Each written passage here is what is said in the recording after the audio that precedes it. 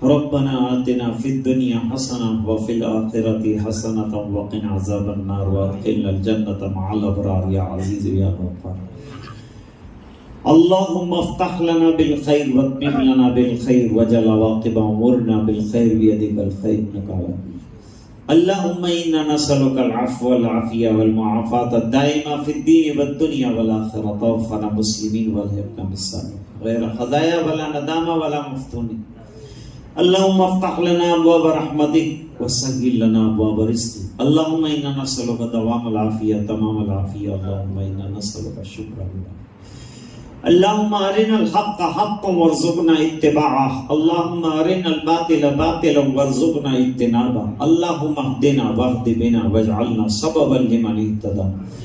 اللهم اهد الناس جميعا اهدنا الصراط المستقيم صراط الذين انعمت عليهم من النبيين والصديقين والشهداء والصالحين. اے اللہ ہمارے گناہوں کو معاف فرما، کوتاہیوں سے درگزر فرما، اپنا فضل اور کرم شامل حال فرما. اے اللہ نئے سال کو ہمارے لیے خیر والا بنا، برکتوں والا بنا، مبارک بنا، عافیت والا بنا، عبادتوں والا بنا، سکون والا بنا، راحتوں والا بنا. اے اللہ مظلومین کی مدد فرما، ظالمین کی سرکوبی فرما. جن کے حصے میں ہدایت لکھی ہے اللہ ان کو ہدایت سے مالا مال فرما. اے اللہ ایمان کی قدر نصیب فرما، جان مال عزت آبرو کی حفاظت فرما، ہمارے ایمان کی حفاظت فرما.